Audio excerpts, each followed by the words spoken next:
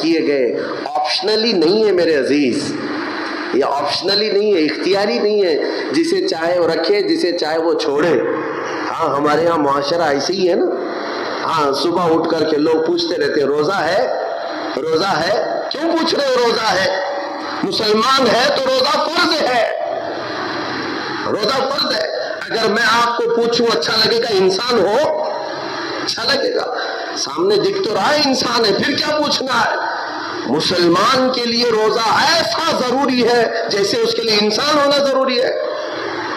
روزے چھوڑتا کیوں؟ ہاں چند ہی چیزیں ہیں جہاں تخفیف دی گئی ہے شریعت میں، وہ سفر ہے یا مرض ہے، ایسا مرض کہ جس سے وہ نہیں برداشت کر پاتا، اس میں اللہ تعالیٰ نے اسے چھوٹ دی ہے، رخصت دی ہے، یا حاملہ عورت ہے، یا دودھ پلانے والی عورت ہے، یا پھر اب بہت سارے لوگ ایسے ہیں جو ہٹے کٹے ہیں، تندرست ہیں، توانا ہیں، روزے چھوڑے ہوئے ہیں۔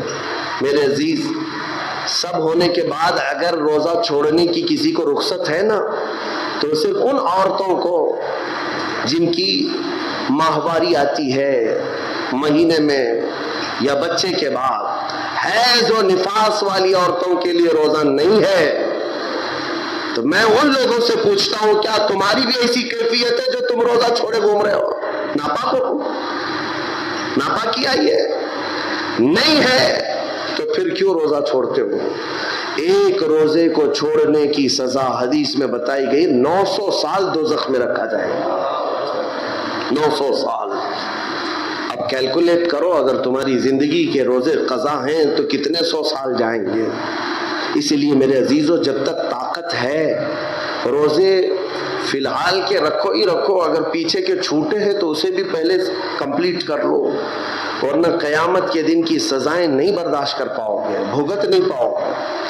یہ ہم جو بار بار کہتے ہیں آپ کے روزہ رکھنے سے میرا کیا ہے، ہم تنبیہ صرف اس لیے کرتے ہیں کہ قیامت کے دن اللہ تعالیٰ کے عذاب میں گرفتار نہ ہو جاؤ، عذاب میں گرفتار نہ ہو جاؤ۔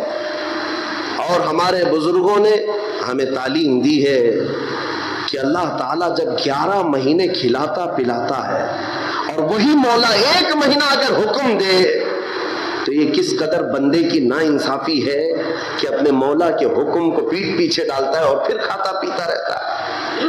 کیا اسے اپنے رحمان کی رضا کی اتنی بھی فکر نہیں ہے کہ یہ میرے مولا کی رضا ہے روزہ؟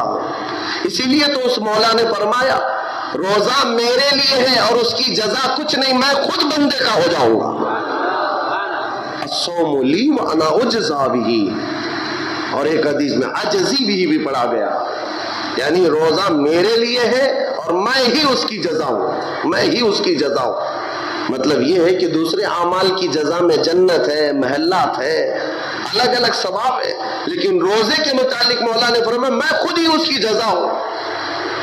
تجھ سے تجھی کو مانگ کر مانگ لی ساری کائنات، جس کا خدا ہو گیا اس کی ساری کائنات۔ میرے عزیزوں، اللہ تبارک و تعالیٰ اگر کسی بندے کا ہے تو پھر اس کے کیا کہنے۔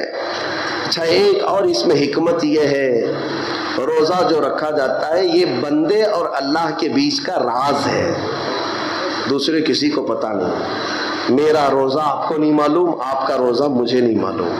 چہرہ دیکھ کر کے کچھ بھی کہا جا سکتا ہے، ہاں چہرہ دیکھ کر کسی کا روزہ پتہ چلے گا؟